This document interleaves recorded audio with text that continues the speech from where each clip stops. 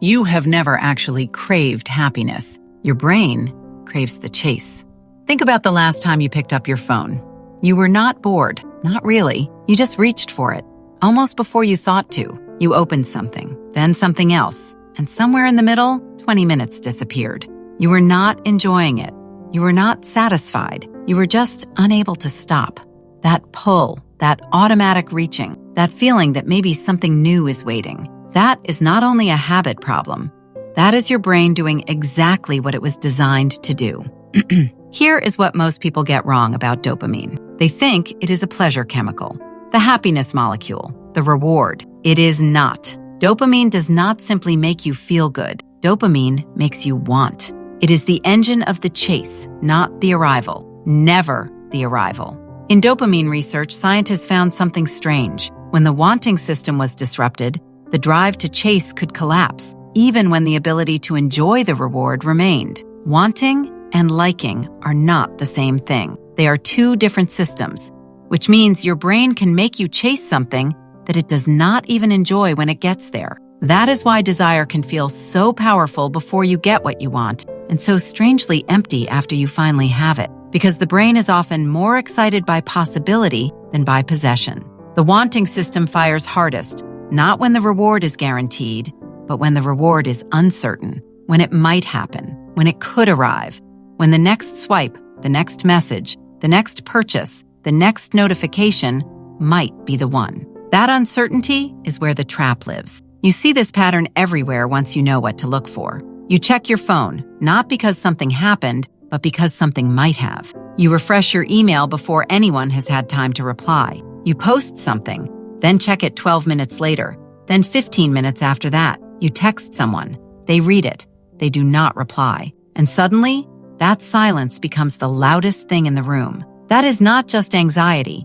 That is the dopamine system scanning for a possible reward, activated by uncertainty, waiting for a signal, searching for the moment the reward finally appears. This is why unpredictable rewards are so powerful. Not because they reward you more, but because they keep your brain waiting longer. You never know when the next hit is coming.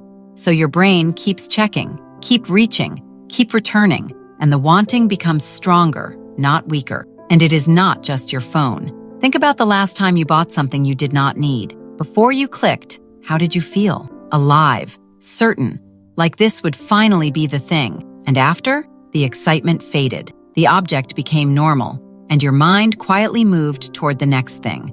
The next product, the next upgrade, the next version of yourself you were promised. The purchase was never the point. The chase was.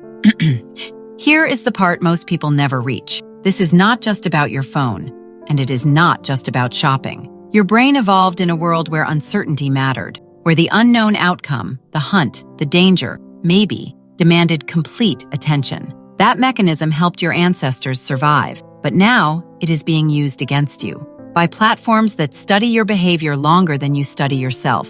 By algorithms that learn what makes you pause, what makes you click, what makes you return. By systems that profit from your anticipation, not to your satisfaction. Because satisfaction ends the loop, but anticipation keeps it alive. The more you chase, the better your brain becomes at chasing, and the worse it becomes at arriving. You feel this. You have felt this for a long time. That restlessness after the scroll, that emptiness after the buy, that flat feeling when the thing you were waiting for finally arrives. That is not ingratitude.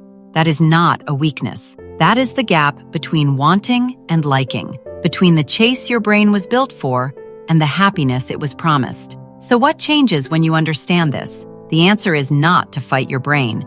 The wanting system is not going anywhere. It will generate desire.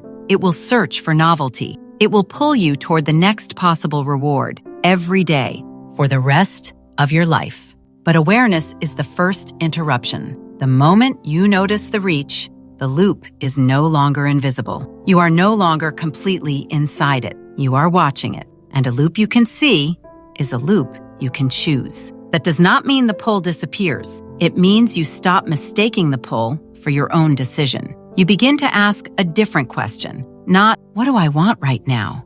But, who taught my brain to want this? Was it hunger? Was it boredom? Was it loneliness? Was it stress? Was it the algorithm? Was it a system designed to keep your attention moving while your satisfaction stays just out of reach? Because the question is not whether your brain will generate wanting. It will. The real question is whether you are choosing what it moves toward or whether the trap is choosing for you.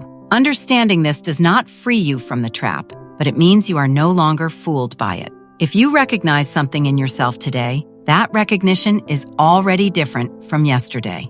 Subscribe to Mind Trap Psychology. Every video on this channel asks one question: what hidden force is shaping your behavior right now without you knowing? The answer is almost always closer than you think.